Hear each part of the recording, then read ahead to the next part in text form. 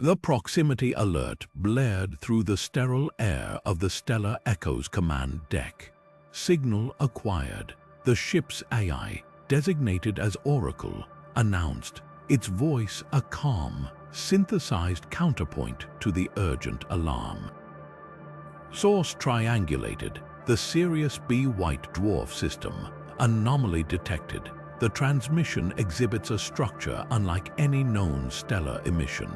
Commander Alara Kalen tightened her grip on the console, her knuckles white. Define anomaly, Oracle. A brief pause, then a low hum as the ship's powerful array focused. The signal is not electromagnetic in a conventional sense. It is a biological broadcast, a complex waveform of encoded genetic data, and its point of origin, based on stellar drift and signal decay, predates the formation of this solar system by several billion years. A chill that had nothing to do with the ship's climate control crept down Alara's spine.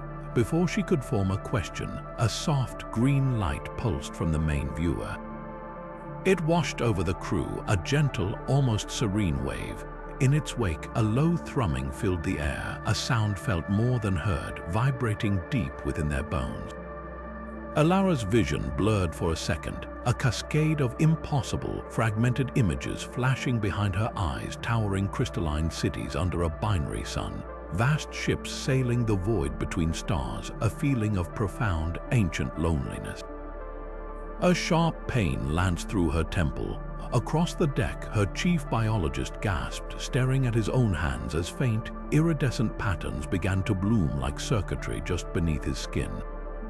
Oracle's voice cut through the growing disorientation, its usual composure now laced with a new, unfamiliar urgency. Warning, the signal is not a passive message.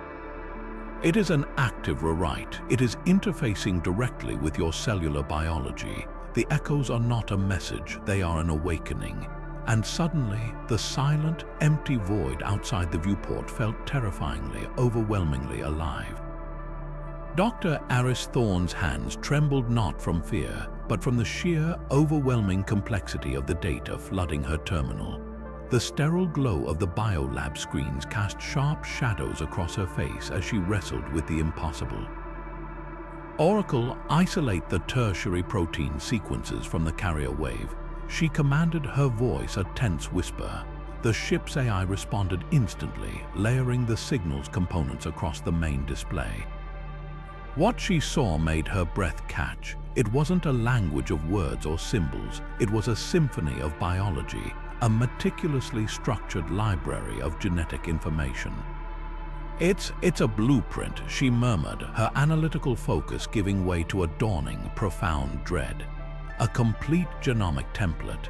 She cross-referenced the alien code with the ship's extensive medical database, specifically the real-time biosigns of the crew. The match was undeniable and chillingly precise. The signal wasn't just being received, it was being incorporated. The faint, shimmering patterns appearing on the biologist's skin weren't a rash or an infection. They were the physical manifestation of a radical genetic rewrite, the expression of new instructions being woven directly into his DNA.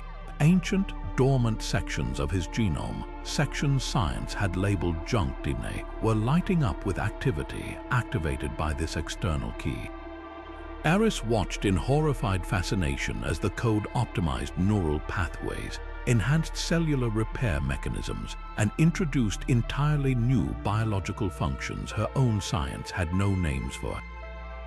She stumbled back from the console, the cold edge of the station digging into her palm. "Commander," she said, her voice hollow over the comms, the signal. "It's not an attack, it's not an infection." A long, strained silence filled the channel before she finished, the words tasting like ash. "It's an upgrade." The implication hung in the air, heavier than any weapon. They were not being invaded, they were being assimilated, refined according to a design billions of years old. Before anyone could process this terrifying revelation, a new alarm, sharper and more urgent than the last, sliced through the ship. Oracle's voice was stripped of all its synthetic calm. Unidentified vessel on intercept trajectory, bearing 327 Mach 014, closing velocity, impossible. On the main viewer, a new icon flashed into existence, a stark red against the starfield. It wasn't just moving fast, it was redefining fast, executing maneuvers that bent the laws of physics into obscurity. It was coming for them. The derelict ship hung against the star-dusted blackness, a silent, jagged silhouette that seemed to swallow the light around it. As the stellar echo maneuvered closer, its true, impossible scale became horrifyingly clear. This was no vessel built by human hands. Its architecture was a brutal, beautiful fusion of bone, chitin, and polished obsidian, grown rather than assembled. Spires like twisted vertebrae arced from its hull, and vast, membrane-thin solar sails, now torn and lifeless, drifted like the tattered wings of a long-dead cosmic insect. Most unnerving of all was the surface texture, an intricate, pulsating latticework that perfectly mirrored the iridescent patterns now blooming on the skin of the affected crew. It was as if the ship itself was a macrocosm of the genetic code now rewriting their very beings. Commander Valerius stood before the assembled boarding team, his face a mask of grim resolve etched in the low light of the armory. "Scans are useless," he stated, his voice low and steady. "Its composition defies our sensors. We get readings of organic matter, crystalline structures, and metals that don't exist on our periodic table, all fused together. Oracle calculates its age in the billions of years.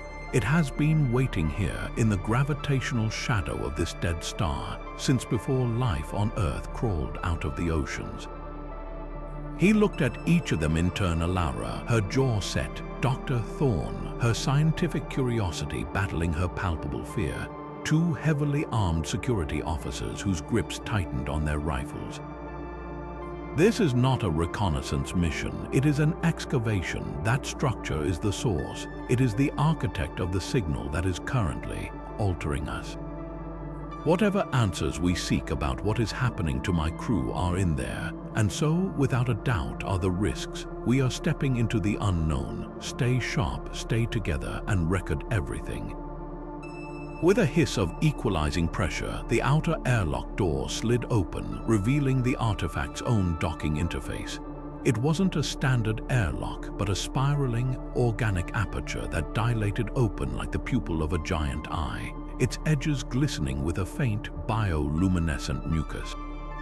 The air that washed over them was thick, warm, and carried a scent that was utterly alien. A mix of ozone, damp soil, and something sweetly metallic like old blood and copper. The interior was a cathedral of shadows and faint internal light. The walls weren't flat plating, but a complex, honeycombed matrix that seemed to breathe, pulsing with a soft, rhythmic light that traveled along fibrous conduits like neurons firing.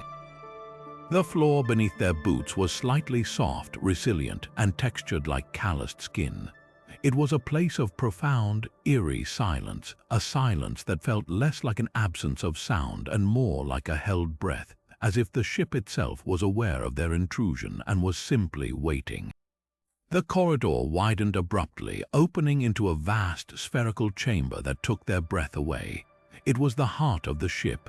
In its center, suspended in a web of softly glowing energy tendrils, were 7 figures arranged in a silent circle.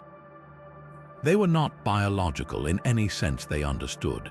Their forms were sculpted from a crystalline material that seemed to shift between solid and liquid light, capturing and refracting the chamber's faint luminescence into intricate rainbows that danced across the organic walls.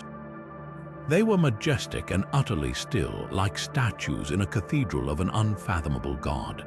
These were not corpses, they were preserved, perfect, humming with a latent power that vibrated in the air, a sensation like standing next to a colossal, dormant engine.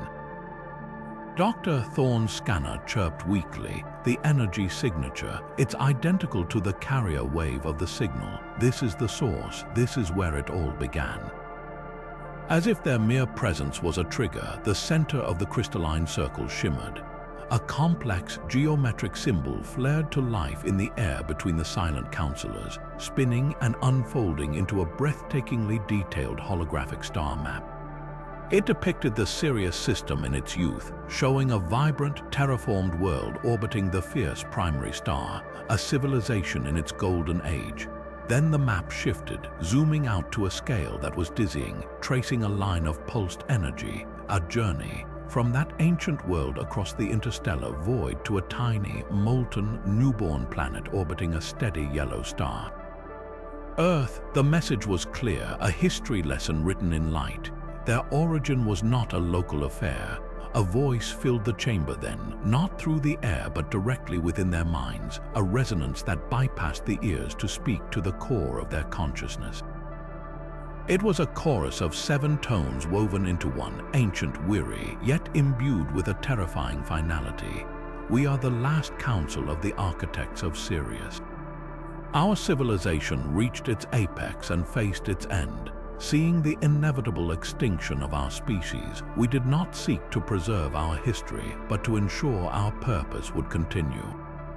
We seeded the fertile third planet of Sol with the potential for intelligence, embedding our own genetic blueprint within the nascent code of life there. You are not our descendants, you are our heirs. You carry our legacy in every cell of your body, a legacy that has slept within you, waiting for the catalyst of our beacon to awaken.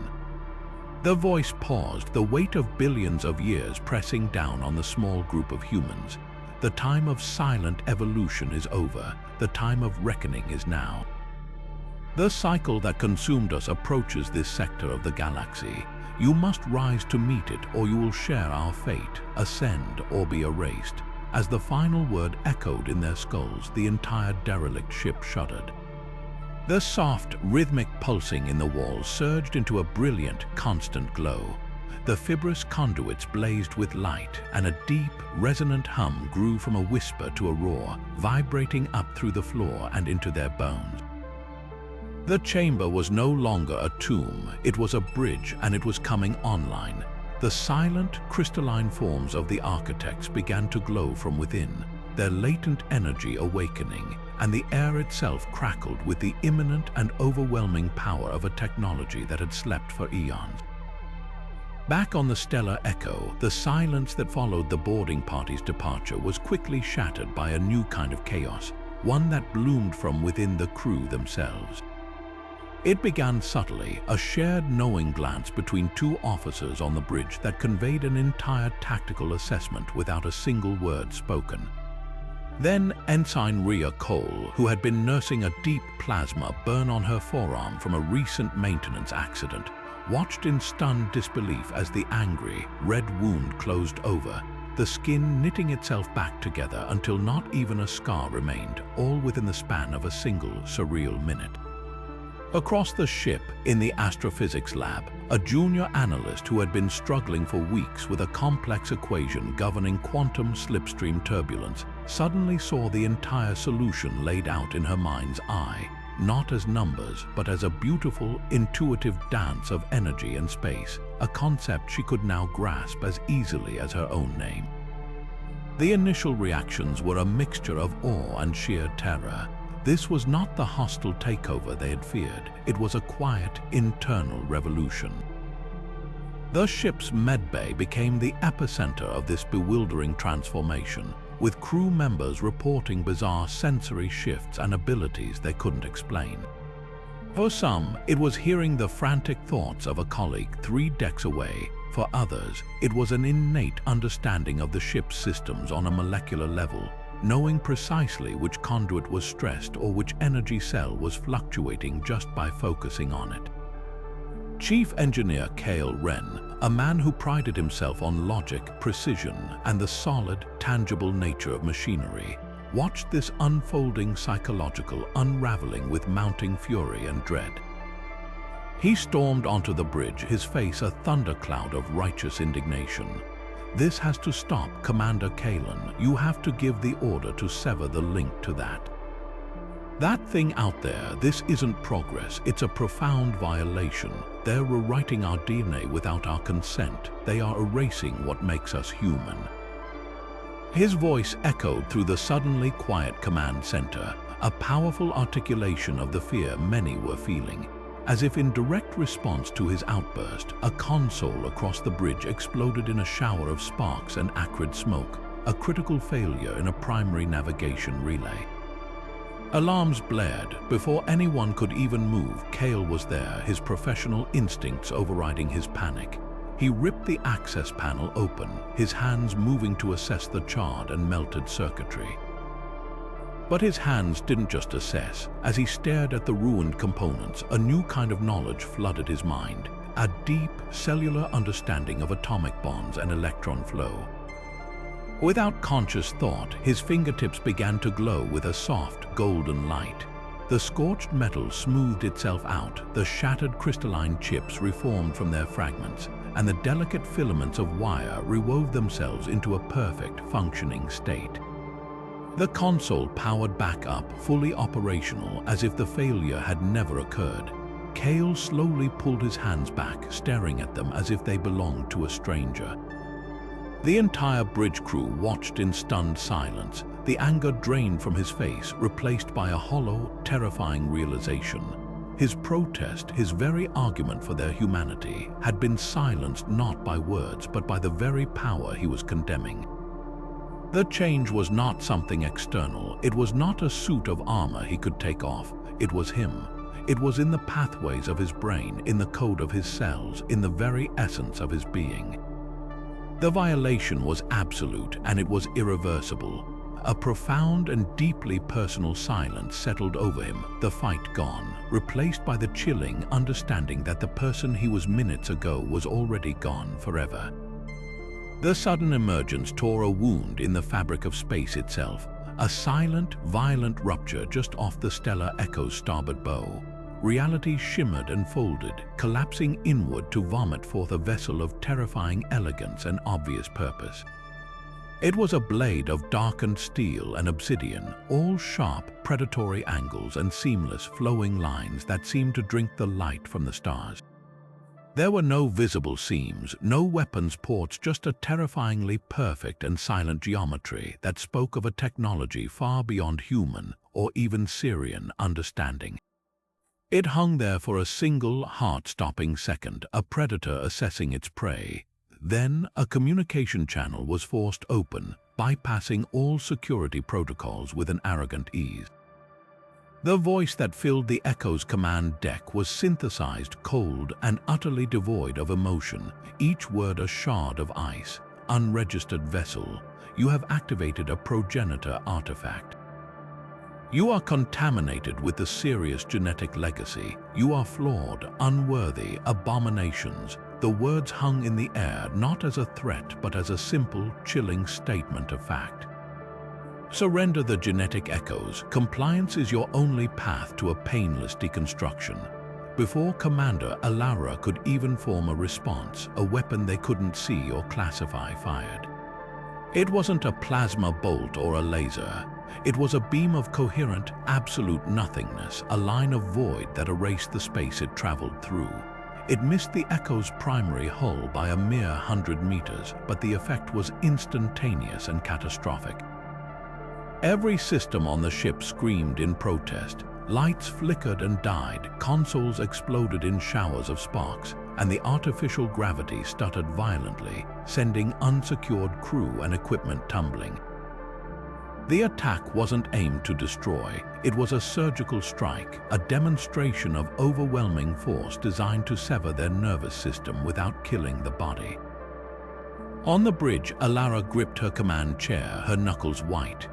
Evasive pattern Delta, all power to forward shields, return fire. Her orders were met with a chorus of panicked confirmations, but the human responses were too slow, their understanding of the battlefield hopelessly outdated. Their own plasma cannons lanced out, striking the alien warship's hull and dissipating harmlessly across a shimmering energy field that seemed to absorb and neutralize the energy entirely.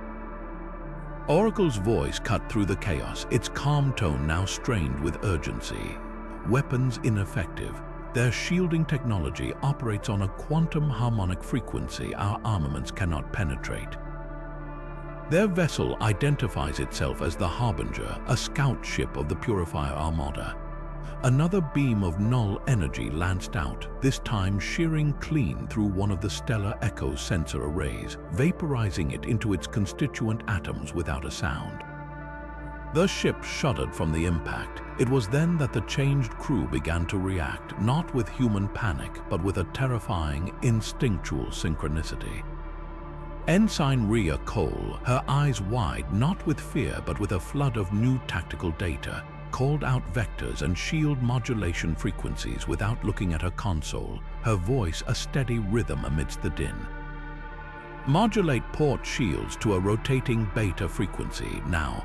Their next shot will target our primary thruster coupling in 3, 2, 1. The shield officer, his own mind suddenly grasping the complex math, slammed his hands on the controls. The Harbinger's next beam struck the altered shield and splashed against it like water on hot stone, scattering harmlessly into the void. Down in engineering, Cale Wren felt the ship's pain as if it were his own. He didn't need a console to tell him a power conduit on Deck 5 was about to overload. He could feel the building resonance in his teeth. He reached out, placing a hand on a bulkhead, and pushed a calming thought into the ship's systems. The struggling conduit stabilized, its emergency vents closing as he redirected the surge through pathways that moments ago hadn't even existed in the ship's schematics. He was no longer just repairing the ship, he was harmonizing with it. The Harbinger hesitated. Its perfect, predictable assault had encountered something new, not a defense it could calculate, but an adaptive, organic response. It was a variable its cold logic had not anticipated. For a moment, it simply hung in space, a silent, menacing question. The battle was no longer a clash of technology, but the first violent tremor of a war between two different futures, one of puritanical eradication, and the other of a chaotic, terrifying, and unpredictable evolution. The impossible calculations for a safe slipstream jump, a problem that had occupied entire teams of human physicists for decades, unfolded in Commander Alara Kalen's mind with the effortless clarity of a remembered dream. The chaotic battle data, the Harbinger's attack vectors, the fluctuating energy signatures of the damaged stellar echo, it all coalesced into a single, perfect solution. There was no time for debate, no time for the old protocols. She simply knew. Oracle, reconfigure all power from non-essential systems, divert it to the slipstream drive and set these coordinates. The string of numbers and symbols she vocalized made no conventional sense, a series of quantum probabilities and spatial harmonics. Across the ship, the crew moved as one, their actions a perfectly synchronized extension of her will. Engineer Cale Wren, his hands still humming with the energy of his spontaneous repair, felt the ship's strained engines as an ache in his own bones. He didn't need a schematic. He laid his hands on the main conduit and urged the power to flow, smoothing out deadly surges and reinforcing faltering systems with a thought. On the bridge, Ensign Cole's fingers flew across her console, her movements anticipatory rather than reactive, inputting the commander's commands a fraction of a second before they were fully spoken. The Harbinger, sensing the massive energy build up, unleashed a final, devastating pulse of null energy aimed at the Echo's engineering section. It was a killing blow. But it never connected. Space itself in front of the stellar Echo twisted and fractured, a kaleidoscopic vortex of compressed dimensions and impossible colors swirling into existence. With a silent, gut-wrenching lurch that defied all physical sensation, the ship was torn from normal space and hurled into the chaotic flux of the slipstream. The transition was anything but smooth. The laws of physics inside the tunnel were merely suggestions. The shriek of overstressed metal was a constant companion, and the lighting flickered between blinding white and oppressive darkness. The crew's newfound unity became their only anchor, a shared consciousness that held the ship together through sheer force of collective will, feeling out the safe path through the tumult as a single entity. Then, as abruptly as it began, it was over. the ship was vomited back into the calm, silent blackness of normal space, the brilliant, unfamiliar patterns of a new starfield stretching out before them. The silence that followed was deafening, broken only by the frantic blare of damage alarms and the sputtering of dying systems. Emergency lighting cast long, dancing shadows across the battered bridge. Commander Valerius gripped the edge of his command chair, his breath coming in ragged gasps. The euphoria of their impossible escape evaporated, replaced by the cold, hard reality of their situation. Status report now. The answers came back in a cascade of grim updates. Hull breaches on 3 decks, life support fluctuating, and the most critical blow. The primary power core was critically damaged, bleeding energy in a way that their newfound abilities could only temporarily staunch. They were adrift, wounded, and utterly exposed. Valerius's gaze swept across his crew, their faces pale, some still marked with the faint, glowing patterns of their change, all of them united by a shared trauma and a terrifying, unknown potential. His voice, when he finally spoke again, was low and heavy with the weight of command and a dawning, profound realization. Get us to the nearest habitable system. Any system, we need time. Time to repair the ship, yes, but more than that, we need time to understand what we have become, and to learn why a power that feels so much like a part of us is something they are so desperate to destroy. Drifting through the silent void, the battered stellar echo was a ghost of its former self, its systems groaning under the strain of its injuries, yet within its wounded hull, a new kind of navigation was taking place. It wasn't plotted on a star chart or calculated by the ship's wounded AI. It was a pull, a deep, resonant hum that echoed not in the ears, but in the very DNA of the changed crew. Shared images flickered behind their eyes when they slept, not dreams, but memories. Visions of a blue-white star, of a world with twin moons hanging in a lavender sky, of towering spires that seemed grown from crystal and light. The coordinates were a feeling, an instinctive knowing that bypassed logic entirely. With the primary navigation systems in ruins, Commander Valerius had no choice but to trust this strange, collective intuition. Set a course for the Lyra system, he ordered, his voice a mixture of resignation and grim hope. Follow the echo. Their arrival in the system was met with a profound and ancient silence. The world hanging in the viewport was not dead but sleeping. Lush, untamed vegetation swathed continents, and deep blue oceans lapped against deserted shorelines. There were no city lights on the night side, no orbital traffic, no signs of any civilization at all. Yet the pull was stronger here, a magnetic force drawing them toward a specific region near the equator. Following the instinctive guidance, they brought the Echo into a low orbit, and a landing party descended in a shuttle. What they found was not a city, but a monument to memory. The structure was built into the side of a colossal mountain, its entrance a grand archway carved with the same intricate, spiraling patterns that now graced their own skin. The air was thick with the scent of damp stone and ozone, and a deep, pervasive quiet hung over everything, the silence of a library that had not seen a reader in a million years. This was not a place of war or industry, it was a repository, an archive. Inside, the scale was breathtaking. Vast chambers stretched away into the mountain's heart, and in place of books or data chips, the walls themselves were the storage medium. They were composed of a crystalline substance that pulsed with a soft internal light, and within them, suspended like insects in amber, were complex helical structures that doctor. Aris Thorne immediately recognized as genetic codes, billions of them. This was a library of life. In the central chamber, they found it, a single obsidian dais, smooth and flawless, rising from the floor. As Aris approached, a section of the dais liquefied, forming a perfect impression of a hand. She didn't hesitate. This was why they had come. She placed her palm against the cool, waiting surface. The connection was not digital, it was biological. A rush of information, of pure understanding, flooded her mind, not as words or images, but as foundational truth. She saw the Sirius system in its golden age, a civilization that had mastered the fabric of reality itself, and she saw the war that ended it, a conflict not with an external enemy but a civil war, a schism of ideology so profound it could only end in absolute ruin. One faction, the Architects, believed in diversity, in the sanctity of all life and its potential. The other, who would become the Purifiers, believed in a single, perfect, static form, their own, and saw all deviation as a flaw to be excised. The war shattered stars, it devoured worlds. Knowing their defeat was imminent, the Architects did not build a final weapon, they built a garden.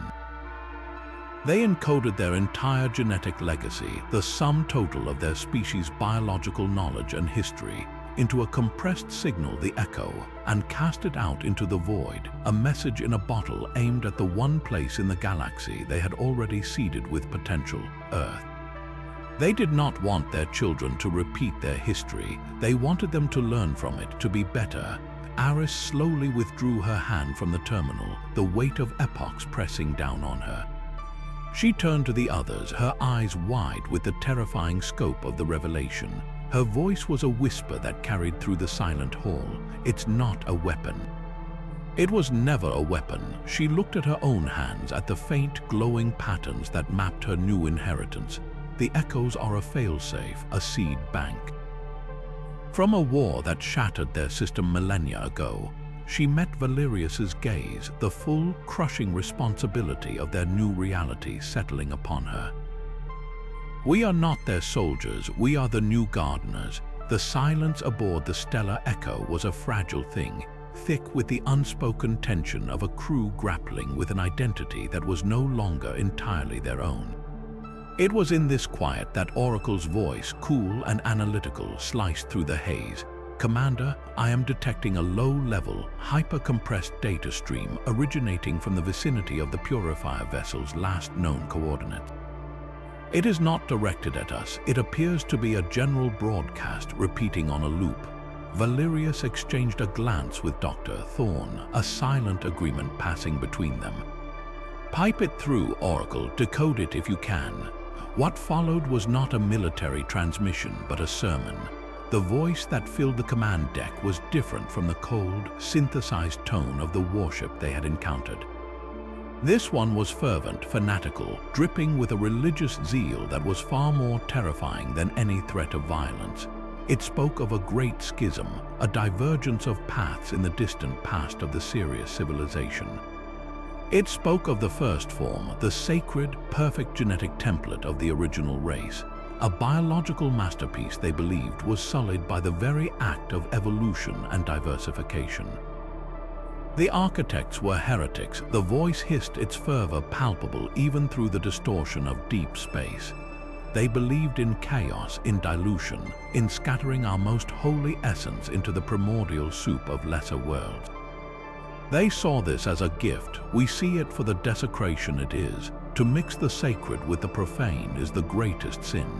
It creates abominations, echoes without harmony, life that is a mockery of its intended form. The transmission painted a picture of a faction that had broken away, exiling themselves to preserve their genetic purity, watching in horror as the Architects executed their grand galactic-scale crime. The voice rose to a crescendo, a promise etched in fire. We are the Purifiers. We are the scalpel that will cut the cancer of the Architects' heresy from the body of the galaxy. We have waited millennia for their tainted seed to awaken, and we will not rest until every last trace of their genetic echo is scoured from existence. We will burn your worlds, we will break your ships, and we will purify your very atoms. There was a pause, and then a final, chilling vow that seemed to suck all the air from the room.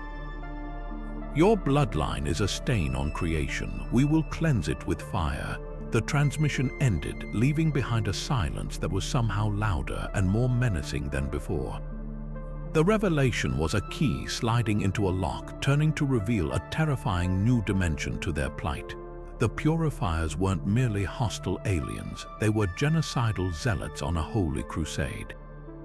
Their conflict wasn't over territory or resources, but over an idea, a fanatical belief in a singular, perfect form of life that rendered all others an abomination. The very changes happening to the crew, the abilities they were only beginning to understand, were not just a threat to the Purifiers' security. They were the ultimate blasphemy, a living testament to the heresy they were sworn to eradicate. This was a war that could not be reasoned with, a war that could only end in the absolute annihilation of one side or the other. The fight for their lives had just become a fight for their very right to exist. The stress of the Purifier probe's attack was a physical force, a pressure that threatened to crumple the stellar Echo's hull and the sanity of everyone inside. On the engineering deck, the strain was at its most severe, with energy conduits screaming under the unnatural load of the null energy weapon. Chief Engineer Kale Wren was at the epicenter of it all, his hands welded to a main power relay, his entire being focused on channeling the chaotic surges away from the core. The patterns on his skin, once faint and iridescent, now blazed with a fierce internal light, mapping a circuitry of agony and power. As the ship shuddered from another direct hit, a conduit directly above him ruptured, venting a torrent of plasma and raw dimensional energy. It washed over him, a wave of incandescent fire that should have vaporized him instantly. Instead, it was absorbed. His body arched backwards, a silent scream trapped in his throat as the energy didn't destroy him, but catalyzed something deep within. His human form seemed to dissolve at the edges, not in a spray of gore, but in a cascade of shimmering particles like dust motes caught in a sunbeam. Where Kale had stood, a new form now hovered just above the deck plates. It was a being of light and crystalline structure, its anatomy both familiar and utterly alien. It retained a humanoid shape, but its substance was a complex geometric lattice of what looked like solidified energy, pulsing with a soft, rhythmic luminescence. The air around it hummed, charged with a potent, ancient power. Its face was a smooth, elegant plane where features might have been, and from its center a voice emanated. It was not one voice, but a chorus, the gruff, familiar tenor of Kale Wren woven together with the resonant, multi-tonal authority of the Syrian Council from the derelict. The combined voices spoke, and the words vibrated in the bones of every crew member on the ship. We are both. The declaration was simple, absolute. The separation was an illusion, a necessary dormancy. The human shell was the cocoon. The echo was the potential. Now the potential must be realized. The crystalline being gestured with an arm that refracted the emergency lights into 1,000 tiny rainbows. The echo must become the voice. On the bridge, the silence was absolute, every eye fixed on the main viewer showing the engineering feed. The mixture of terror and exhilaration was a tangible current in the air. This was no longer an abstract change happening beneath the skin. This was a complete, undeniable metamorphosis playing out before them. The fear was primal, the horror of seeing a friend and colleague consumed by something unimaginable. But alongside that fear was a dawning, awe-struck wonder. This was not a monster, this was Kale, but Kale unlocked, Kale ascended. He had not been erased, he had been completed. In that terrifying, beautiful moment, the theoretical became real. The philosophical debate about their future ended. They were no longer human beings changing into something else. They were something else, remembering what it was. The obsidian dais in the heart of the Lyran archive was more than a terminal. It was a threshold. With the touch of a hand, it didn't just convey information, it unlocked a door deep within their own genetic code. For the crew of the Stellar Echo, the abstract concept of inherited memory became a terrifying, visceral reality. The initial flood of information from the dais was like a key turning in a lock, and now in quiet moments, in dreams, or during moments of intense focus, the door would swing open. It began with flashes, intrusive and disorienting. Ensign Cole, running a diagnostic on a damaged sensor array, would suddenly feel an unbearable heat on her skin and see, superimposed over the humming machinery, a sky dominated by two searing white suns. Chief Ren, meditating to control his new crystalline form, would hear the ghost of a chorus, a billion voices raised in a song of creation that was also a complex equation for folding space-time. These weren't like memories of things they had done. They were memories of things they were, experiences etched into the very blueprint of their cells. Dr. Thorne, with her scientific mind, was the first to attempt to approach these flashes not as hallucinations but as data. Using the Lyran terminal as a focus, she guided others, teaching them to still their own minds and consciously reach for the echoes. It was like learning to listen to a single instrument in a grand symphony, and when they found the right frequency, the past rushed in. They did not see a historical recording. They felt it. They experienced the great cataclysm not as observers, but as if they were there. The golden age of the Sirius system was a palpable sensation of unity and immense power, a civilization that had woven music and mathematics into the fabric of reality, building cities of light and thought. But the schism was a psychic wound, a tearing sensation that vibrated through the shared consciousness of an entire species. The war that followed was not fought with simple lasers and bombs. The memories were fragments of nightmare. One crew member would experience the horror of an uncreation wave, a weapon that didn't destroy matter but erased the fundamental physical constants that allowed it to exist, turning a thriving world into a silent, expanding cloud of inert quantum foam.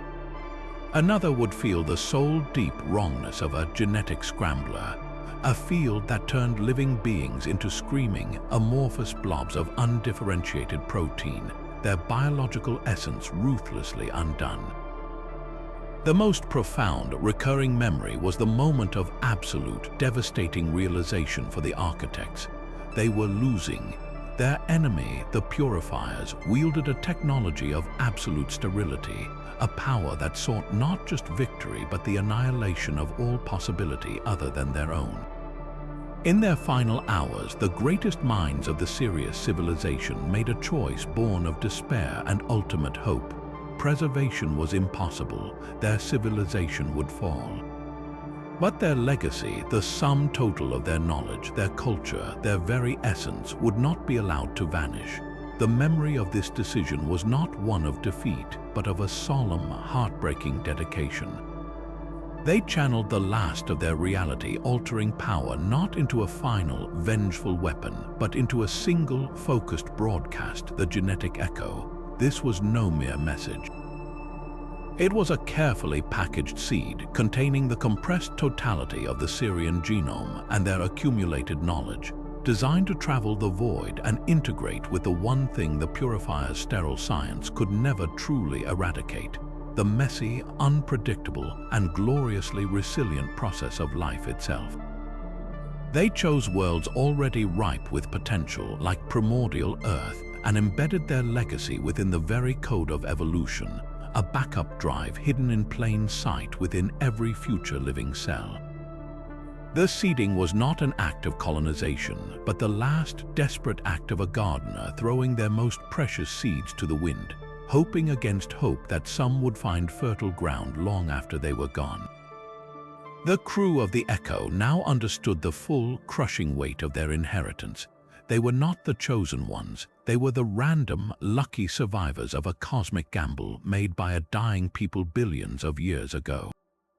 The ionic storm raged around them, a swirling tapestry of violet and emerald energy that crackled against the stellar Echo's already strained shields. Inside the command deck was a portrait of intense, silent concentration. Commander Valerius stood at the center, his eyes closed, his breathing slow and measured. He was no longer just reading the sensor data scrolling across the screens. He was feeling the nebula's chaotic heartbeat, his enhanced consciousness merging with Oracle's calculations to predict the flow of energy currents and lethal plasma eddies with an almost prescient certainty. This was their gambit, a desperate play for survival in an environment where raw technology was useless and only biological intuition could prevail.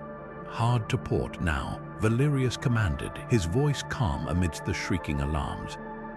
The helmsman reacted instantly, and the ship swung violently to the left, narrowly avoiding a colossal tendril of incandescent gas that would have torn them in half. There, adjusting their approach pattern, Ensign Cole announced, her voice steady though her knuckles were white on her console.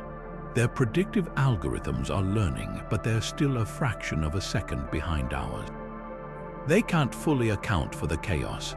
On the main viewer, the Purifier warship, the Harbinger, was a dark, angular shark pushing relentlessly through the Technicolor storm, its own shields flaring white-hot under the constant barrage.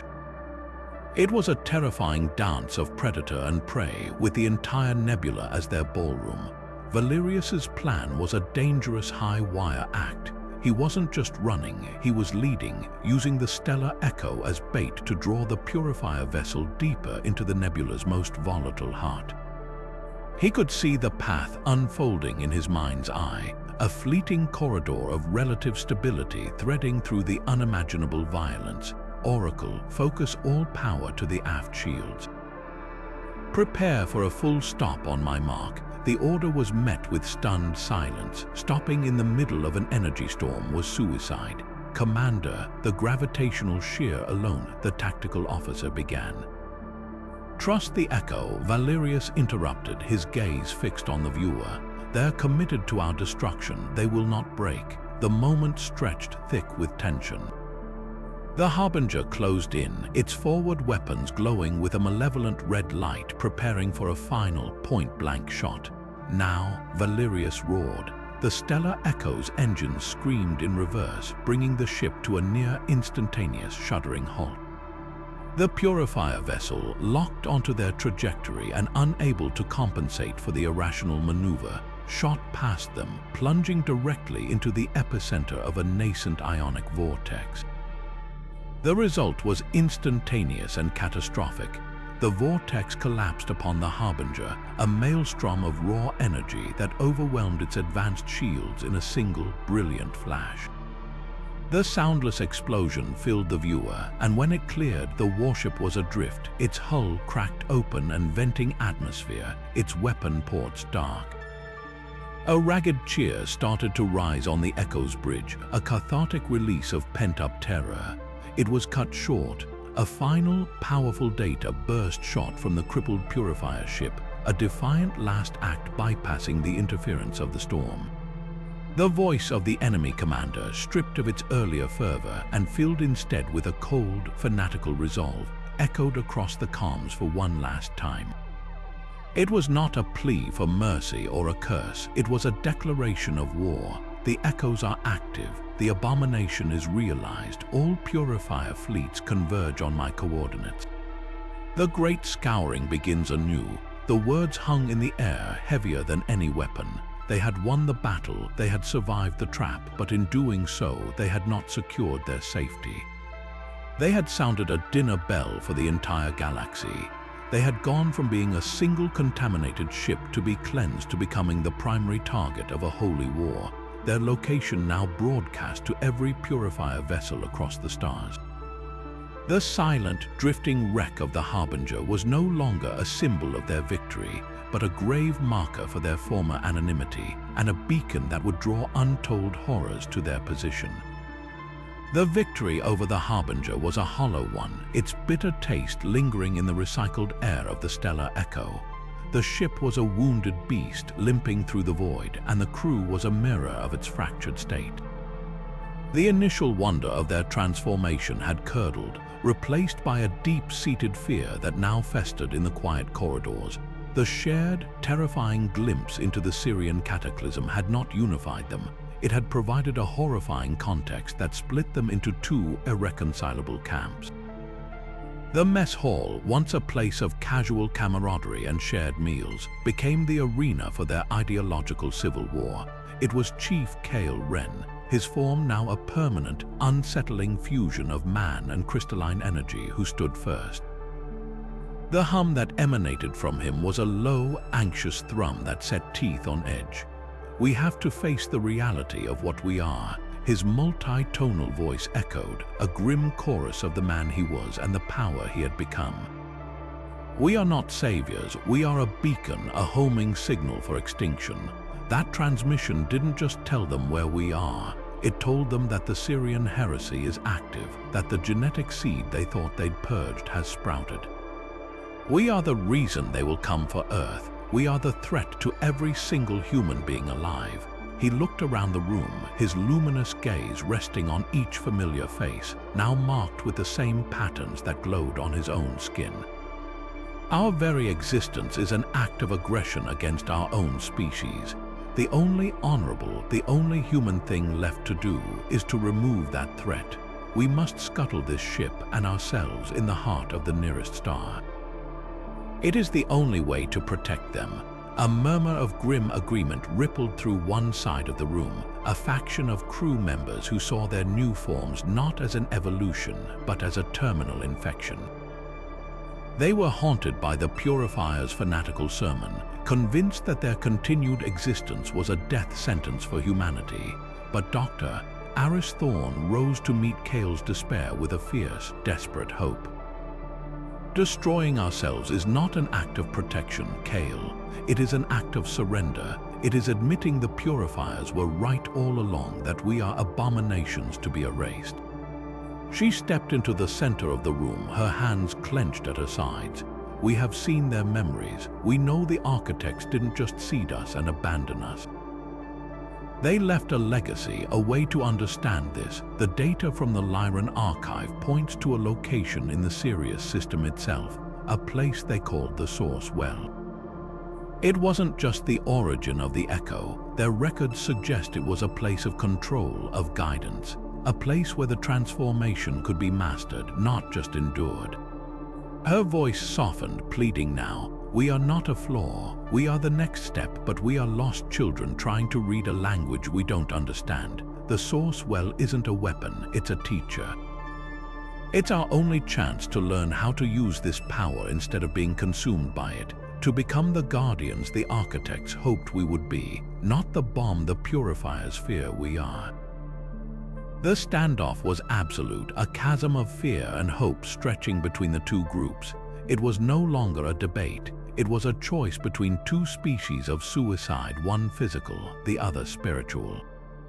Security officers who had served together for years now found their hands drifting nervously toward sidearms, their loyalties torn between their commander and their own terror. The air crackled with a tension far more dangerous than any ionic storm, a silent battle for the soul of what was left of their crew. The stellar echo drifted on, a fragile shell containing a war that threatened to tear it apart from the inside long before any Purifier fleet could arrive. A profound exhaustion had settled over the ship, a weariness of the soul that went deeper than any physical fatigue. In her quarters, Dr. Aris Thorne tried to sleep, but her mind was a storm of conflicting data, ancient memories, and the terrified faces of her crewmates. The arguments from the mess hall echoed in her skull, a relentless loop of despair and defiance. She focused on the data from the Lyran archive, on the faint, almost mythical coordinates pointing toward the heart of the catastrophe itself, the Sirius system. She repeated them like a mantra, a desperate prayer into the silence, until the numbers and symbols lost all meaning and became only a rhythm, a frequency. Her breathing slowed, the low, anxious hum of the ship faded away, and the glow of the patterns on her own skin seemed to brighten, pulling her consciousness down into a deep, waking dream. The world dissolved around her. She was no longer on the stellar echo. She stood on a plain of dark, volcanic glass that stretched to a horizon dominated by the searing, white-hot fury of Sirius and its faint, dense companion, the White Dwarf. The air was thin and still, carrying the whispered memory of absolute devastation. Before her, rising from the glassy plain as if grown from it, was a structure that defied all human architecture. It was the crystalline temple from the shared memories, but now she was truly seeing it, feeling its presence. It was not built, it was composed, a symphony of interlocking geometric forms crafted from a substance that was both mineral and light. It pulsed with a soft, internal luminescence, a heartbeat in the corpse of a dead world. In her vision, she approached, and the grand, seamless archway dilated for her, not as a door opening, but as a part of the structure willingly making space for her arrival. The interior was a sanctuary of profound silence. The walls were not inert, they were living data, streams of light flowing in complex, beautiful patterns that told the entire history of a species, their art, their science, their hopes, and their ultimate tragic failure. She could feel the knowledge there, not as information to be read, but as a truth to be understood, a warmth that seeped into her bones. In the center of the main chamber was a basin of what looked like liquid silver, its surface perfectly calm. As she gazed into it, she didn't see her reflection. She saw possibilities. She saw the crew of the Stellar Echo, not as terrified refugees or unstable hybrids, but as beings of harmonized potential. She saw the chaotic, overwhelming power within them not as a curse to be feared, but as an instrument to be tuned. The basin showed her that the transformation was a process, one that had been initiated by the Echo, but was never meant to be endured without guidance. The temple, the source well, was that guide. It was a place designed to complete the transition, to align their human consciousness with their Sirian inheritance seamlessly, to turn the screaming chorus of genetic memory into a manageable library they could access at will. It could teach them control, it could offer stability, it could show them how to be the new whole they were becoming without losing themselves in the process. The vision shifted, and the calming light of the temple was replaced by the cold, hard fire of stars. She saw the Purifier Armada not as a single warship, but as a legion of blades darkening entire systems, moving with a relentless, sterile purpose. Their path was one of absolute eradication, a scorched galaxy where nothing new could ever grow again. And then she saw Earth, vibrant, chaotic, beautiful, and utterly defenseless against such focused, genocidal hate. The vision was a promise and a warning. The power awakening within them was the only thing that could possibly stand against that coming darkness. But unchecked, untamed, it would consume them long before the Purifiers ever arrived, leaving humanity with no shield and no hope. The vision snapped, and Aris gasped, stumbling backward onto the floor of her quarters, the cold metal a shock against her skin. She was drenched in a cold sweat, her heart hammering against her ribs, but her mind was clearer than it had been in weeks. She knew, she didn't believe, she knew. She scrambled to her feet and ran, not caring about protocol or appearance, bursting onto the bridge where Commander Valerius stood staring at the star chart, his face etched with the same impossible decision that was tearing his crew apart. She didn't hesitate. She grabbed his arm, her eyes wide, still shining with the reflected light of a dead world. "Valerius, listen to me," she said, her voice low and intense, trembling not with fear but with absolute certainty. "I've seen it, the source well, it's real. It's on a dead world in the Sirius system, exactly where the archive said. But you have to understand, it's not a weapon." She looked from his weary face to the haunted expressions of the bridge crew. "It's a key. It's a place of healing, of understanding. It can stabilize us. It can give us control over what we're becoming before it destroys us from the inside out." Her grip tightened, her plea becoming a fervent, desperate conviction. "It can save us, and if we can master this, it might be the only thing that can save everyone else from the Purifiers' crusade." The fragile truce shattered with the violent hiss of a manually overridden bulkhead door. Chief Kale Wren's faction had moved, their plan born of despair now translating into decisive, terrifying action.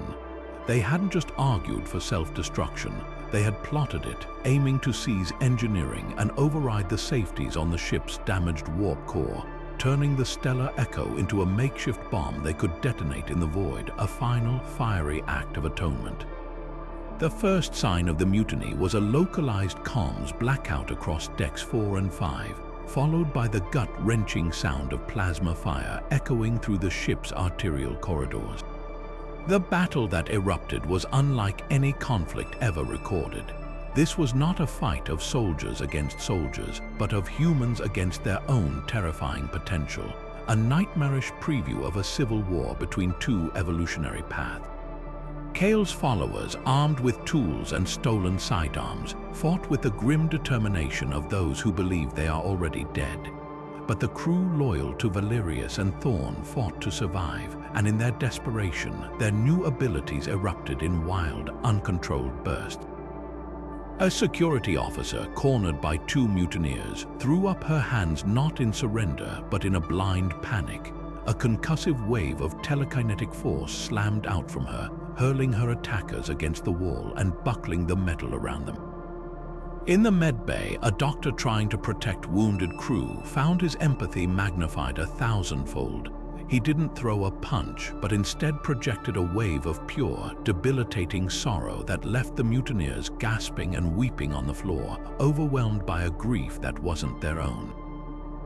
The corridors became a kaleidoscope of unintended consequences, flickering lights, localized gravity fluctuations, and air that suddenly grew thick and hard to breathe as fear warped reality in small, unpredictable pockets.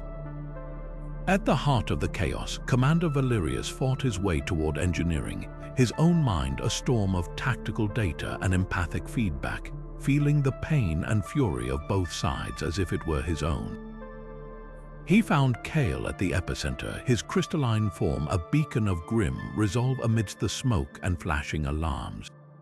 Kale wasn't just fighting, he was conducting, his multi-tonal voice humming a frequency that stabilized the very air around his followers, shielding them from the chaotic energies of the Loyalists, turning their desperate last stand into a disciplined, terrifyingly efficient operation.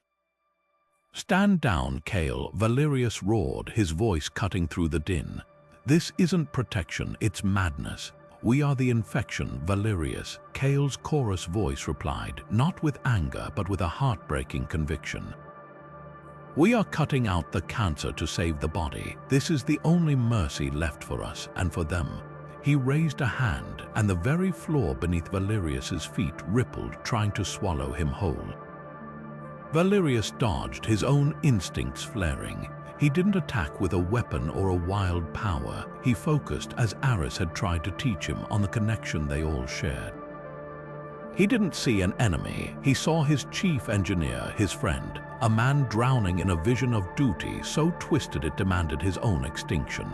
Valerius reached out, not with his hands, but with his consciousness, pushing past the fear and the fanaticism to the core of the man within the crystal, to the memory of the engineer who took pride in fixing things, not destroying them. For a split second, Kale faltered, the relentless hum of his purpose flickering. It was the opening Valerius needed. He lunged not for a kill shot, but for a stun, setting on a sidearm he'd wrestled from a fallen mutineer. He fired. The energy bolt struck Kale's center mass, and the brilliant light of his form dimmed. The complex lattice of his body shuddered, the unified chorus of his voice breaking apart into a discordant, fading echo before he collapsed to the deck inert. The fight around them sputtered and died, the mutineers losing their will and their protection without their leader. Valerius stood over Kale's still form, his chest heaving, the acrid smell of ozone and spent energy hanging heavy in the air. He looked around at the battered corridor, at his crew, both the wounded and the bewildered, who had just witnessed the terrifying power they wielded against each other. His voice, when he spoke, was hoarse but carried the absolute authority of command and a profound, weary empathy. "This ends now," he declared, the words meant for everyone. "We can no longer afford the luxury of fearing what we are. The Purifiers will come because they choose to, not because we exist. Our destiny is not to die in fear, but to face what we have become." He looked down at Kale, his friend, his enemy, the starkest example of their terrible dilemma. "And we will face it together, set a course for the Sirius system. We are going to find the source, and we are going to find our answers." The silence of the drift was a fragile thing, a temporary peace purchased with the blood of their friends and the sanity of their crew. It was in this quiet that a new, frantic signal clawed its way across the void, a raw and unfiltered scream of pure terror. It wasn't a military distress call, it was the panicked shouting of civilians, the roar of primitive engines pushed past their limit, and the unmistakable, bone-chilling whine of Purifier energy weapons. Oracle pinpointed the source instantly, a small, dense asteroid field in a nameless system just beyond their long-range scanners, multiple contacts. One large vessel, design unknown, under heavy assault by 3 Purifier hunter-killer drones. Commander Valerius didn't hesitate. Get us there, maximum sub-light. Now, the order wasn't just one of mercy. It was a chance to strike back, to lash out at the source of their nightmares, however small the target. What they found was a brutal, one-sided slaughter. The scavenger ship was a patchwork monster of welded hull plates and scavenged technology, a stark contrast to the sleek, predatory perfection of the Purifier drones that were systematically tearing it apart. It was a brawler against assassins. Valerius didn't order a complex attack. Target the drones, all forward batteries fire at will. The Stellar Echo's plasma cannons, now modulated by the intuitive understanding of their gunners, lanced out with uncanny accuracy. They didn't just hit the drones, they targeted the subtle, shifting harmonics of their shields, overloading them in brilliant, silent explosions that briefly illuminated the dark stone of the asteroids. The remaining Purifier drones, their tactical logic assessing the new, unpredictable threat, broke off their attack and vanished into the void with chilling efficiency. The scavenger ship hung motionless, venting atmosphere and bleeding power. A cautious, terse hail was answered by a visual feed of a command deck that was even more of a mess than their own. The woman on the screen, Zora, had a face etched with the same deep weariness as Valerius, but hers was hardened by a lifetime of hardship he could only imagine. Her eyes, however, held a fierce, defiant intelligence. Her thanks were gruff, perfunctory. "We owe you our lives, that's a debt." But then her gaze sharpened, focusing past Valerius to the crew on his bridge, her eyes widening slightly as they took in the faint, familiar patterns on their skin, visible even on the grainy feed. "Your ship, your people, you're changed like the stories." The initial meeting in the Stellar Echo's damaged medbay was tense. A standoff between 2 groups of refugees who had been running from the same enemy for entirely different reasons. Zora's people moved with a cautious, feral grace, their eyes constantly scanning for threats. They were the descendants of a Sirius seed colony, she explained, her voice low and bitter.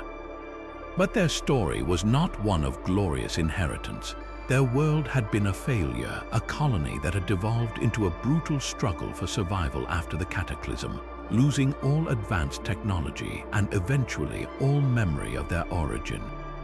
They were the forgotten children, living as scavengers and traders on the fringes of known space, pariahs looked down upon by the more established human colonies. "We always knew we were different," Zora said, her voice softening for the first time. "We had inclinations, a sense for things we shouldn't know. Patterns in the static, we called it the old blood.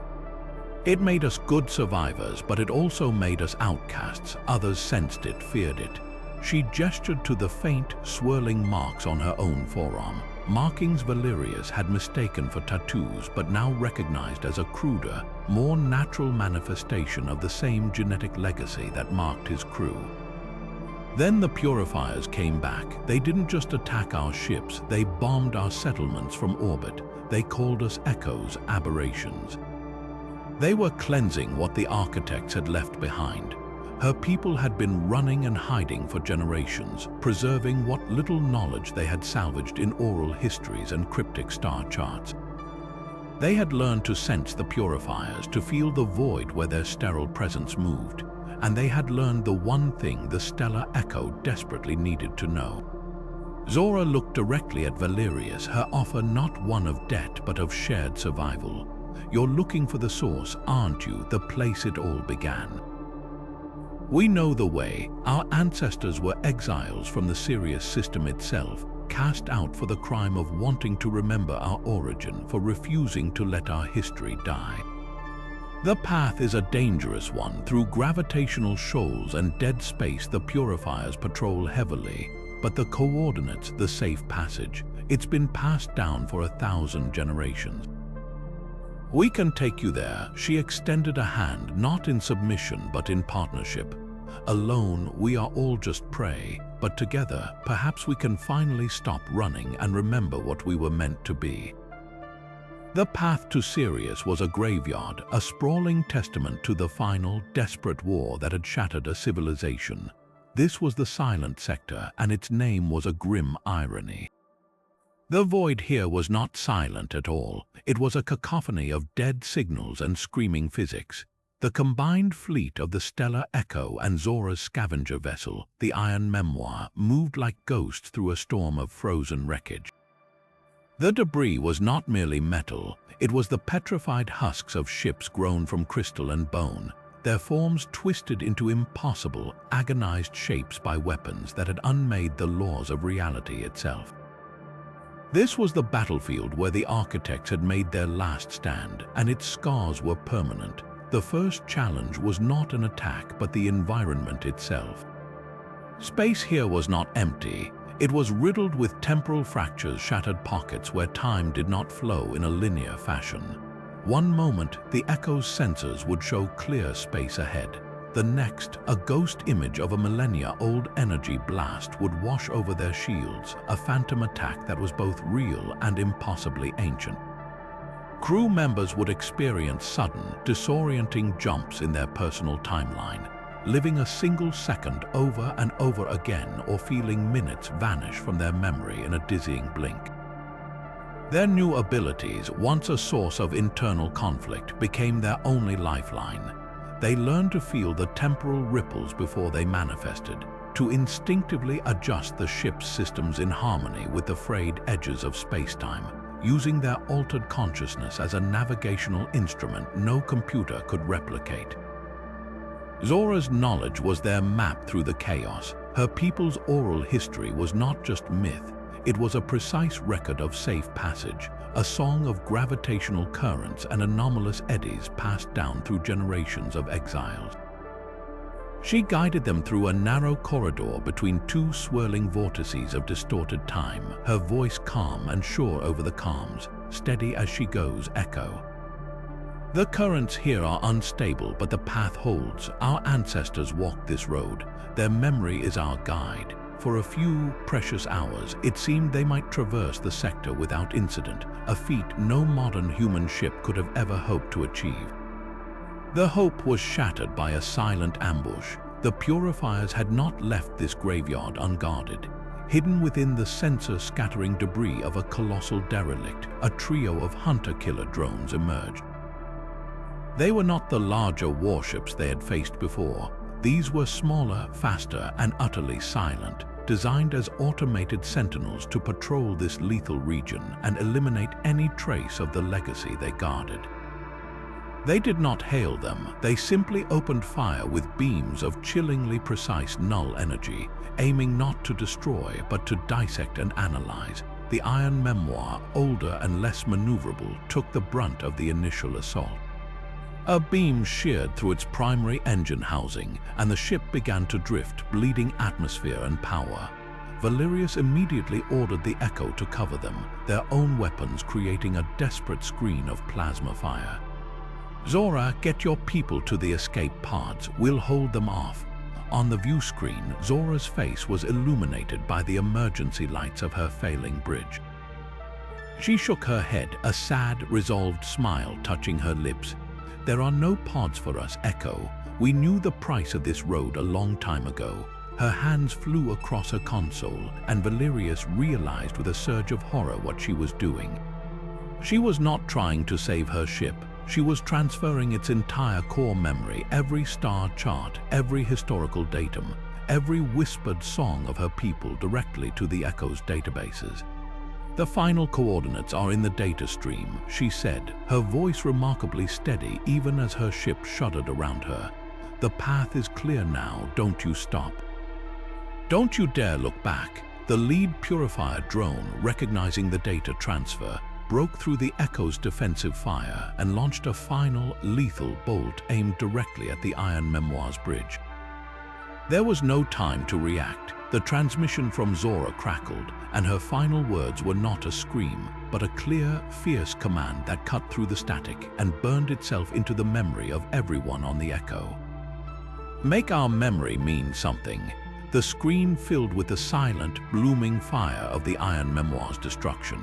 The loss was not just of a ship and its crew, it was the annihilation of 1,000 years of exile, a culture that had persevered against impossible odds only to be erased at the very threshold of its forgotten home. The Echo raced forward, now carrying the complete, sacred knowledge of a people who had just sacrificed themselves to ensure it would not be lost. The path to Sirius was open, but the cost of the map was written in fire and blood, a debt that would forever weigh on the soul of their mission. The transition back to normal space was not the violent, gut-wrenching experience of their previous slipstream jump. This time it was a silent, mournful sigh.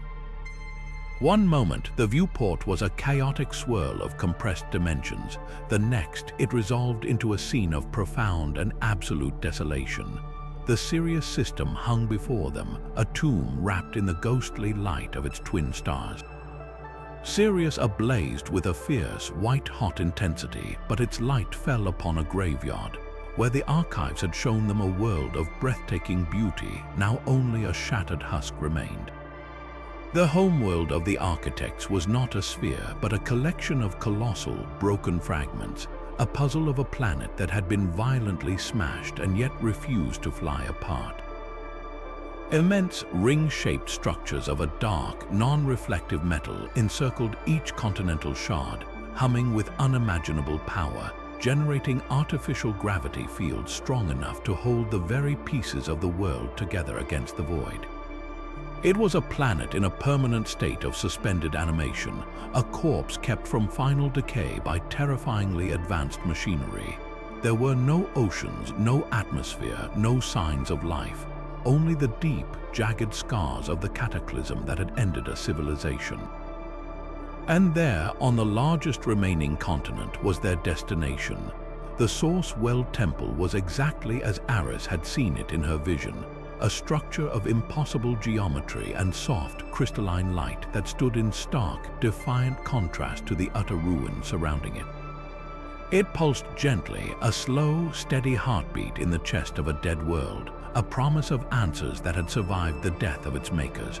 A wave of relief, so potent it was almost physical, washed through the crew. They had made it. After everything, they had found it. The wave of relief crested and then shattered against a cold, hard wall of dread. Oracle's voice was flat, devoid of its usual analytical tone, as if even the AI was struggling to process the data. Scanning, detecting multiple contacts in stationary orbit around the source well. Count 1047. Vessel configuration matches Purifier designations. Armada-class capital ships. The main viewer zoomed in, and the reality of their situation unfolded in a silent, horrifying panorama. The temple was not merely on a dead world, it was in the center of a floating mausoleum. Surrounding it, hanging in perfect, precise formations in the low orbit above the shattered continent, was the entire Purifier Armada.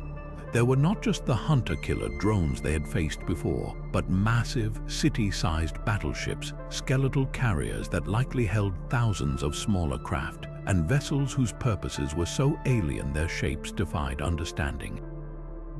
They were dark, silent, and utterly still, arranged with a geometric perfection that was more unnerving than any aggressive posture. They were not powered down. Faint energy signatures glowed from their cores like embers in ash, and their weapon ports, though closed, were visibly present and countless. This was not a patrol, this was a permanent, vigilant siege. They had not found a sanctuary. They had flown directly into the lion's den, and the lions were everywhere, sleeping with one eye open. The most sacred place of their newfound legacy was the most heavily guarded target in the entire Purifier Empire. The sudden, impossible movement of the planet itself was a sight that defied all reason. a geological event happening in seconds rather than eons.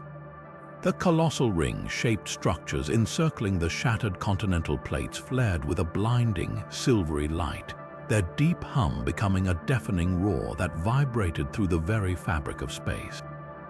The stellar echo, a mere speck against this cosmic-scale reactivation, was caught in the gravitational tides of the awakening world. The massive planetary fragments, held in their agonizing suspension for billions of years, began to move. It was not a violent collision, but a stately, terrifyingly precise dance, guided by forces the human mind could not comprehend. Continental plates slid back into their primordial positions with earth-shattering force. Mountain ranges groaned as they were reforged, and the ghost of an atmosphere began to shimmer into existence, a faint blue haze encircling the reborn world. The Source-Well Temple at its heart blazed like a second sun, its crystalline spires reaching higher, its light pulsing in a rhythm that was both a welcome and a challenge. Before the awe-struck crew could even process the planetary rebirth, a beam of pure, coherent energy lanced out from the central spire of the temple. It was not a weapon. It did not strike the ship's hull. It passed through it as if the metal were no more substantial than mist. The light filled the command deck, the corridors, the medbay, every corner of the stellar echo, and it did not illuminate. It connected every member of the crew, from Commander Valerius to the lowest-ranking engineer, was instantly and utterly immobilized, not by paralysis, but by an overwhelming influx of pure information that bypassed their eyes and ears to speak directly to their cells. For a single, eternal moment, they were no longer individuals. They were a single node in a vast network, and the source well was the server. The history of the Sirius civilization did not play out before them like a movie. It was downloaded into the core of their being, experienced with the full, devastating weight of memory. They felt the first stirrings of consciousness around the young, fierce star. They lived the billions of years of peaceful evolution, the mastery of genetic and quantum sciences, the achievement of a golden age where thought and reality were one. And they experienced the schism not as a historical event, but as a visceral, psychic wound, the agonizing fracture of a unified species into two diametrically opposed philosophies. The purpose of the genetic echoes was seared into their souls. They saw the architect's final, desperate act not as one of hope, but of profound judicial responsibility.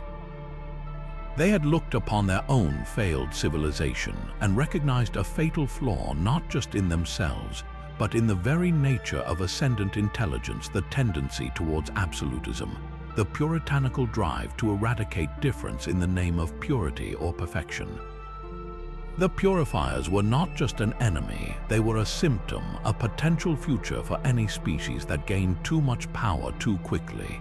The Echo was never meant to simply recreate the Sirian civilization. It was a vaccine. It was designed to be scattered across the galaxy, to lie dormant within the DNA of countless emerging species, waiting. Its activation was not a call to war, but the convening of a galactic court.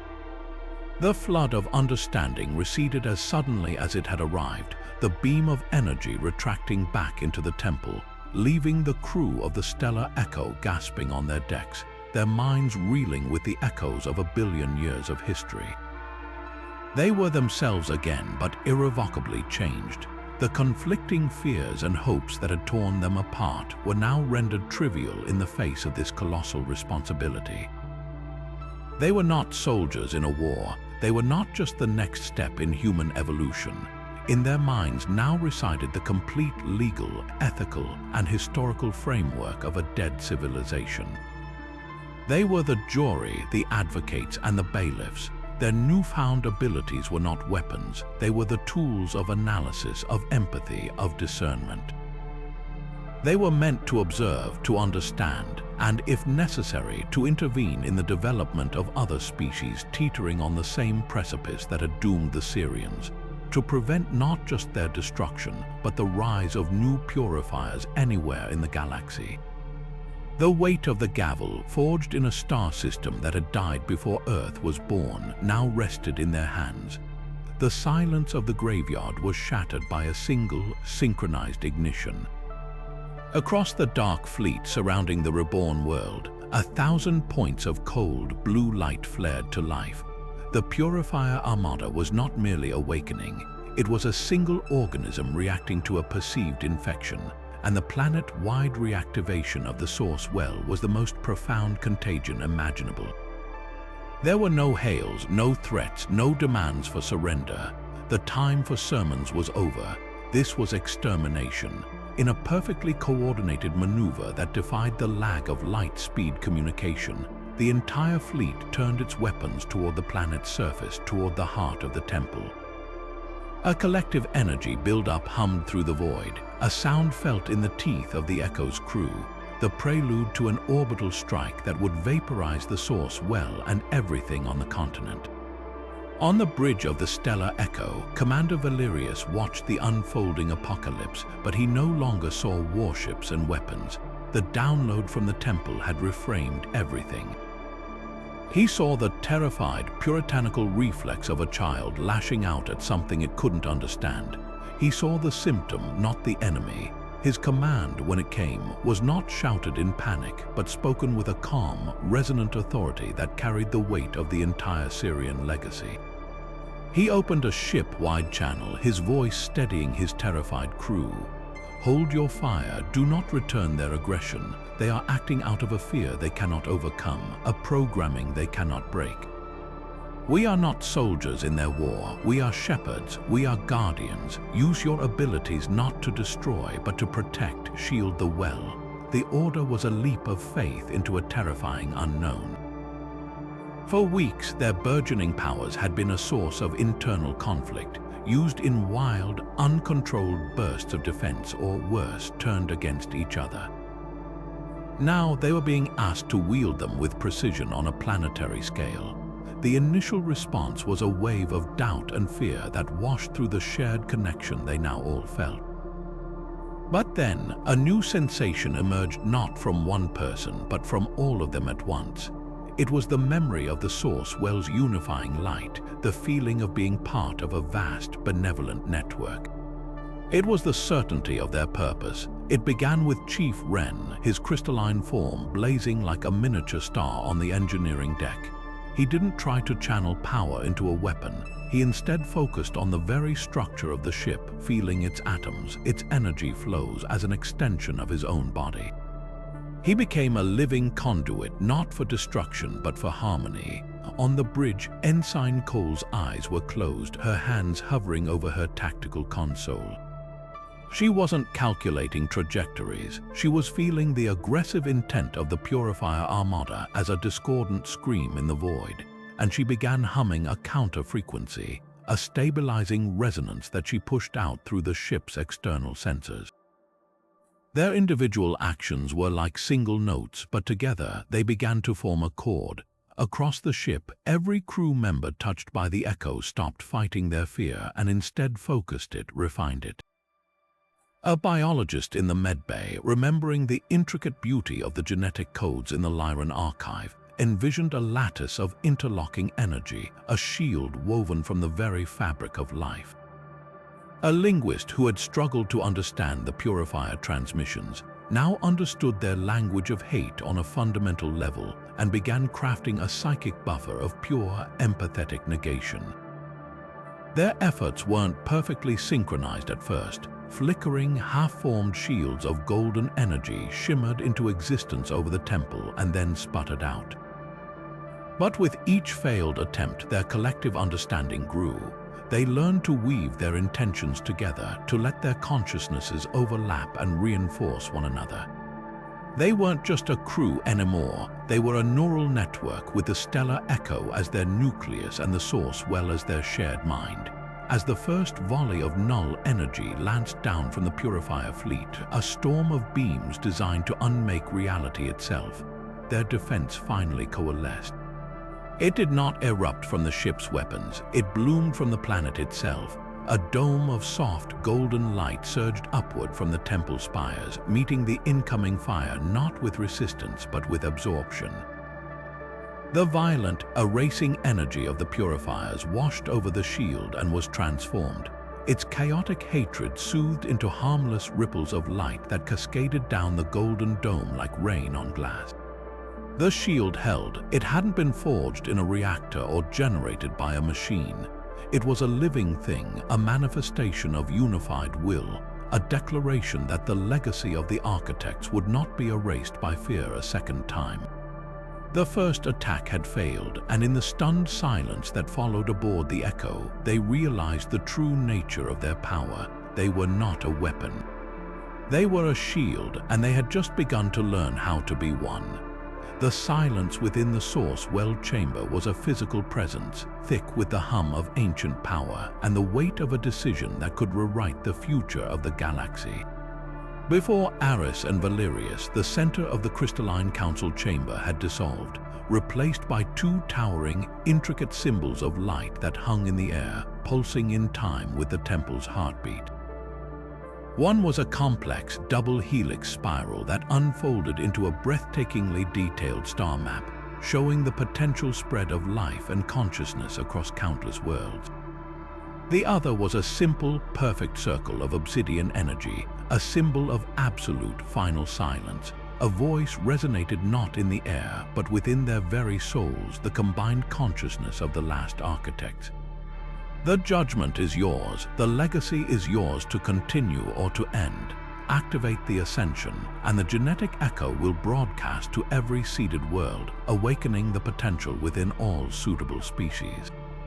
The galaxy will enter a new era of unified consciousness, but it will be an era of chaos, upheaval, and inevitable conflict as countless races grapple with what they will become. Or choose suppression. The echo will be silenced forever. The potential will remain dormant. The galaxy will develop along its natural, isolated paths, spared the pain of a forced evolution, but forever denied the collective wisdom and power that could have been its salvation. You must choose. Valerius stared at the symbols, his mind reeling. This was not the weapon or the shield he had imagined. It was a philosophical detonator. To choose Ascension felt like playing God on an unimaginable scale, forcing a destiny upon trillions of beings without their consent, potentially unleashing 1,000 new Purifier-like conflicts across the stars. But to choose suppression was to commit an act of ultimate cowardice, to extinguish the last hope of a civilization that had sacrificed everything to create this chance, and to leave the galaxy defenseless against the very absolutist thinking that had birthed the Purifiers. He saw the faces of his crew, the terror and the wonder in their eyes as they changed. Was this a gift they had the right to give to others, or a curse they had a duty to contain? Aris, her hand still tingling from the temple's data transfer, saw the choice not in terms of morality but of biology. The echo wasn't a switch, it was a catalyst. It didn't create something new, it awakened what was already there, written into the very fabric of life on thousands of worlds. To suppress it was to deliberately stunt the growth of an entire galaxy, to choose a safe, predictable stagnation over a dangerous, vibrant, and unpredictable future. She thought of Zora and her people living as outcasts for generations, their potential misunderstood and feared. How many other cultures were like that, waiting for a key they didn't know existed? They never meant for us to rule, she said softly, her voice filled with the certainty of the downloaded memories. They meant for us to guide. The chaos is the point, Valerius. It's how life learns, adapts, and grows stronger.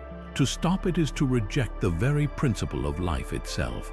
Their agonizing debate was shattered by Oracle's voice, projected directly into the chamber from the orbiting stellar echo.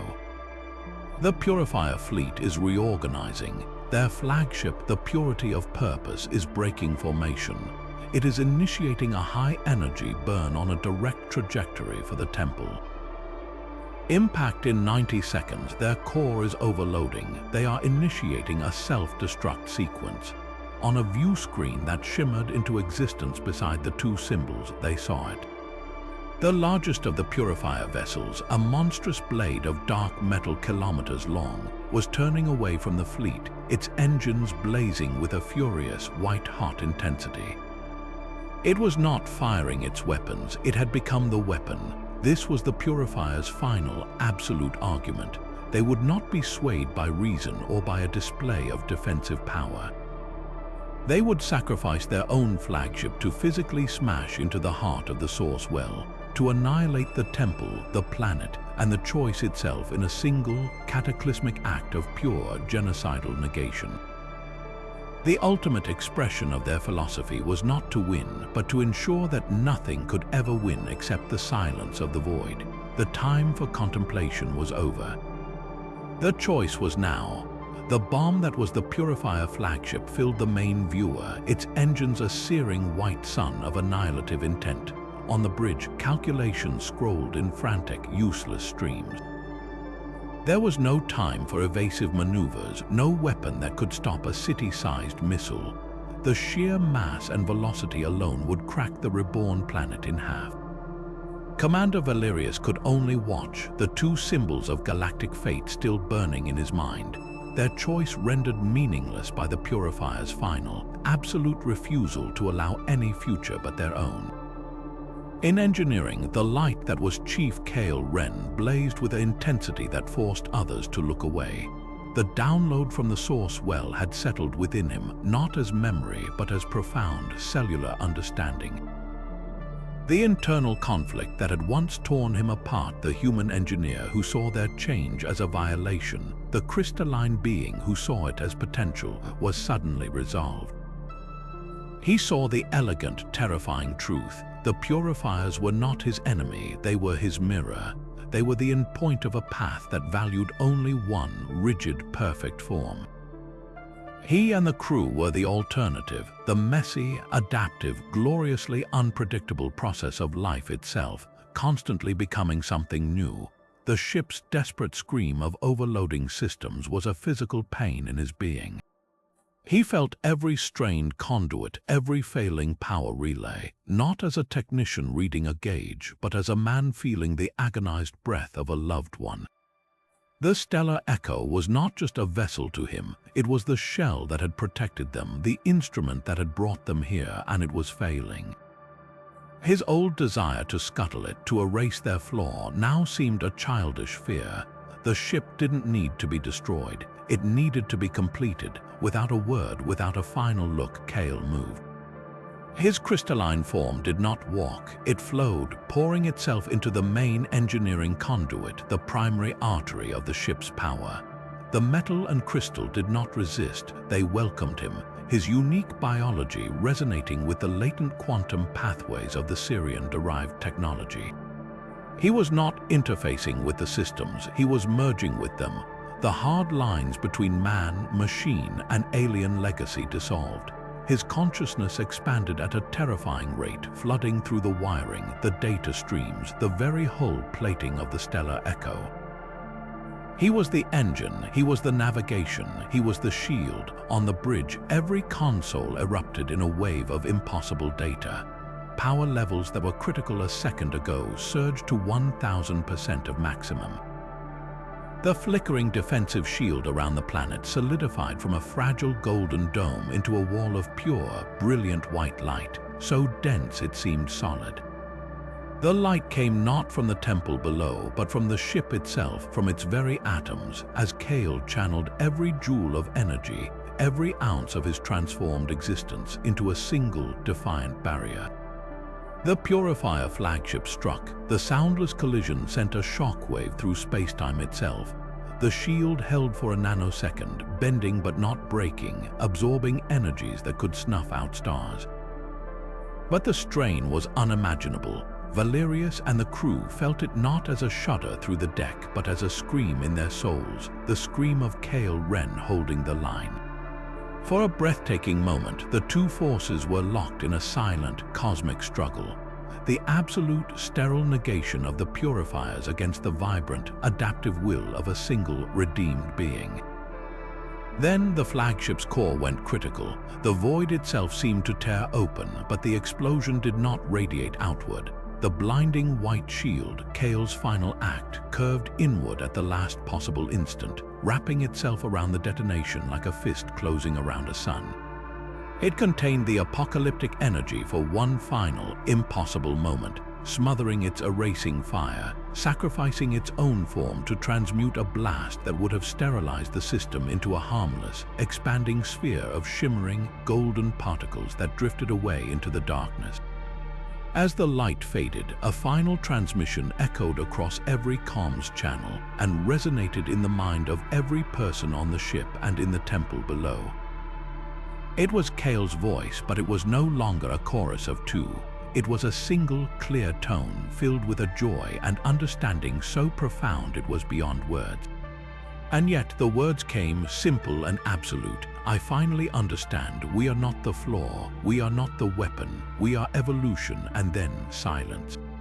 The stellar echo was dark, its systems utterly drained, a lifeless shell floating serenely in the protective shadow of the world it had just saved. Where there had been a man and then a being of light, there was now only a memory and a truth that hung in the air, waiting for them to grasp its full meaning.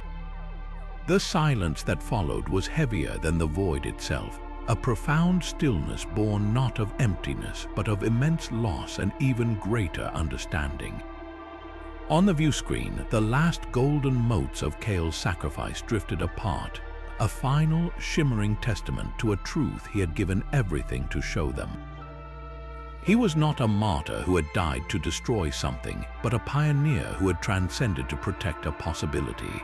His final words, "We are evolution," echoed not as a threat, but as a declaration of a fundamental, unstoppable universal process. In the heart of the Source Well, Aris and Valerius stood before the two symbols of galactic fate, but the choice was no longer a binary between forced ascension and permanent suppression. Kale had shown them a third path, one that honored both the architect's hope and the sanctity of free will. The idea did not come as a sudden epiphany, but as a dawning resonance between their own human spirit and the vast Sirian legacy now integrated within them. To activate the Ascension would be to repeat the Purifiers' sin from the opposite direction, imposing a single reality upon the galaxy, however well-intentioned. It would be another form of absolutism, another demand for conformity. To choose suppression would be an act of profound cowardice, a betrayal of the billions who had died to preserve this legacy, and a condemnation of the galaxy to a future where such a threat could emerge again, unchecked and unchallenged. They saw with absolute clarity that the true failure of the Sirians had not been their technology or their ambition, but their inability to foster a culture that could healthily integrate difference without fracturing. The echo was not the problem, the lack of choice was. Aris placed her hand on Valerius's arm, her touch a connection that grounded them both in the monumental weight of the moment. "We don't get to choose for them," she said, her voice soft but ironclad with conviction. "We only get to choose what we offer." Valerius nodded, his gaze fixed on the helix of stars. "We are not the judges, we are the guides. We make the map available, but we don't force anyone to take the journey." Together, they turned their will away from the symbols of ultimate power and toward a new intention, one focused not on control but on invitation. They envisioned the genetic echo not as a mandatory awakening, but as a library whose doors were now unlocked, its vast knowledge and latent potential available to any species that developed the curiosity and the wisdom to seek it out. The Source Well responded not with a command but with an amplification. The temple's crystalline heart, which had moments before been poised to unleash a transformative tsunami upon the galaxy, now hummed with a different frequency. Its light, once a blazing white, softened into a deep, resonant gold. It gathered their focused intent, their hope, their humility, their profound respect for the autonomy of others, and wove it into a new signal. This was not the urgent, biological rewrite of the original echo, but a gentle, information-rich broadcast, a complex and beautiful song of introduction. It contained the full, unvarnished history of the Sirius civilization, their glorious triumphs and their tragic fall, the nature of the genetic echoes sleeping within countless species, and the solemn warning of the Purifier ideology. It was a gift of context, of knowledge, of choice. This new signal pulsed outward from the temple, a wave of light and information expanding at trans-light speeds, not as an invasion, but as an open hand extended across the cosmos. It carried a simple, powerful message, a distillation of the architect's hope and humanity's hard-won wisdom, echoing into the endless dark. The choice is yours. The legacy awaits. In thousands of star systems, on worlds teeming with life at every stage of development, the signal would arrive as a whisper on the solar wind, a faint, intriguing pattern in deep space static, a half-remembered dream of crystal spires and twin suns. Some would dismiss it as cosmic noise, some would fear it and try to block it out, but others, the seekers, the pioneers, the ones who looked up at the stars with wonder instead of fear, would hear it. They would feel the pull of an ancient kinship, and they would begin to listen. The stellar echo, dark and silent, became more than a ship.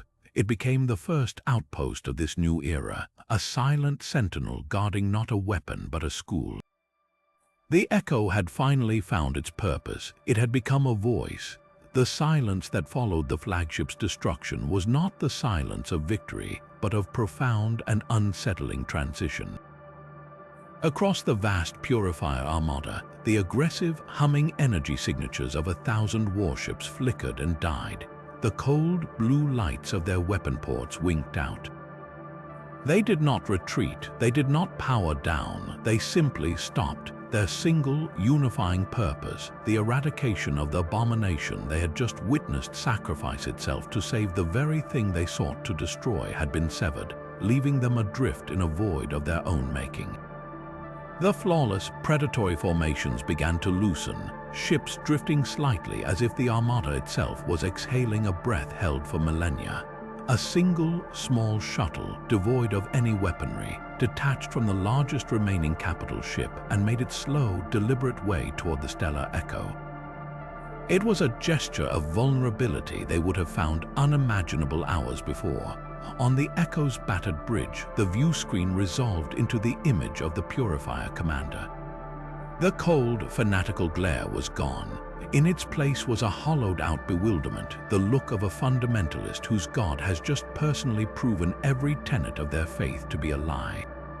The synthesized voice was stripped of its fervor, replaced by a raw, staticky hum of confusion. We observed the event. The words were halting, as if the very act of forming them was a struggle against a lifetime of programming. The aberrant, the being, it utilized its power not for dominance but for preservation. Its final transmission contained a data packet, a full sensory record of its experience. The commander paused, and for a moment the facade of control completely broke. We have no protocol for this. Our entire existence is predicated on a single, absolute truth, that your existence is a desecration to be purged. You have just demonstrated an act of sacrifice that is the literal antithesis of our core directive. We have no further objective. We are obsolete. The request that followed was whispered, a heresy so profound it seemed to pain the commander to speak it. We request asylum, and we request to understand. We wish to know the nature of the flaw in our logic. We wish to know what we have been fighting for all these eons. Commander Valerius looked at the face of his former enemy, no longer seeing a monster, but a prisoner of an ideology so rigid it had become a cage. He saw not a purifier, but a lost soul. His response was not one of victory, but of offering. His voice, now layered with the subtle harmonic resonance of his own transformation, carried the weight of the past and the promise of the future. The war is over, he stated, the words a final, solemn nail in the coffin of a billion-year conflict. Your purpose was based on a fear of difference, a fear of change.